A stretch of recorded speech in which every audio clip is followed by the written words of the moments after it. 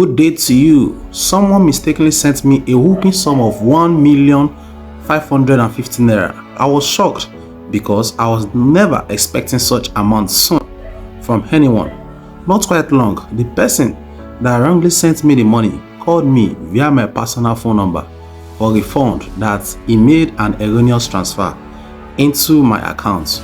I interrogated and investigated him to know if the source of his explanation was actually genuine, because we have witnessed other scenarios whereby some fraudsters will use your bank details to secure loan for you from a loan company, and after your accounts have been credited by the loan company, the fraudsters will now call your personal line to kindly refund the money that they made a silly mistake by sending the money to you, and that the money was meant for another loan applicant.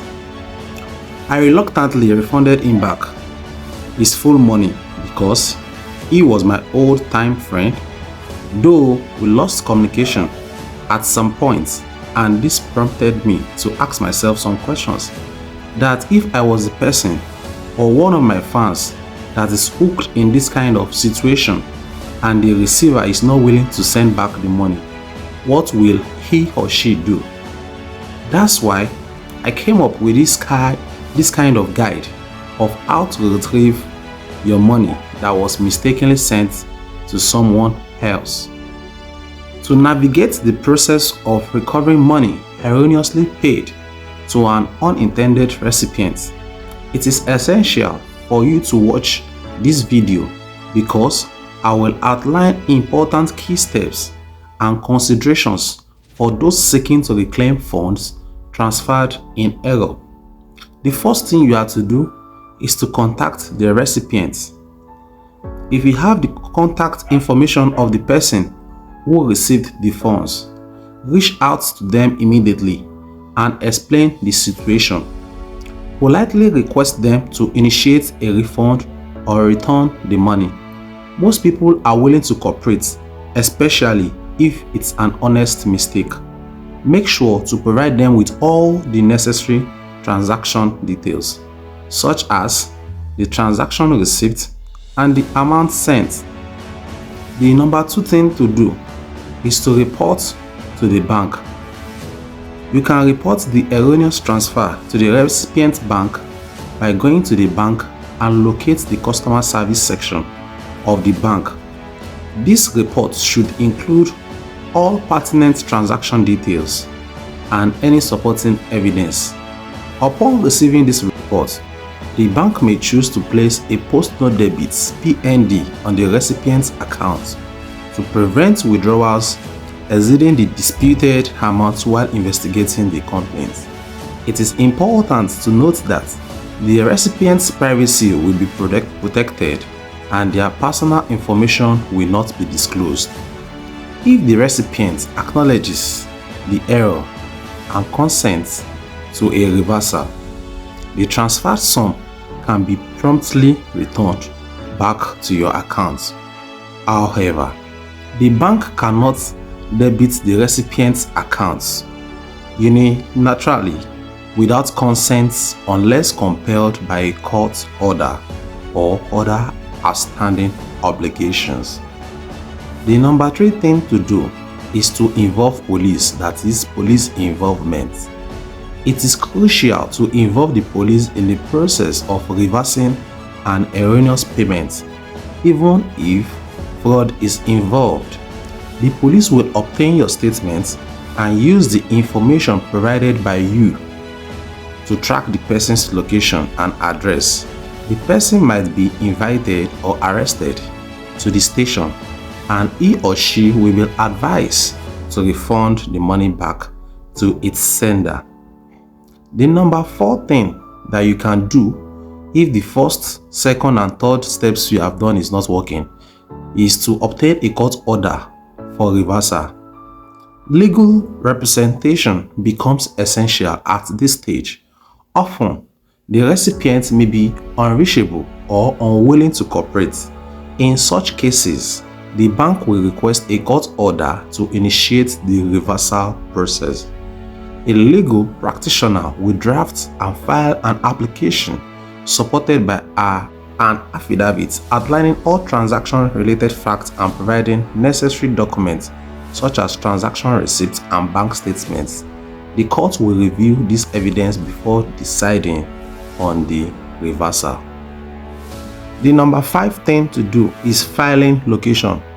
The choice of the appropriate court for filing the application depends on 2 factors: the sum involved in the transaction, the location of the transaction, or the bank branch involved. In Lagos State, for sums less than 10 million naira, the magistrate's court is the suitable venue. In Abuja, the magistrate's court handles cases involving amounts less than 5 million naira. For amounts exceeding 10 million naira in Lagos State, the High Court of Lagos State should be approached. In Abuja, cases involving sums over 5 million naira are directed to the High Court of the Federal Capital Territory.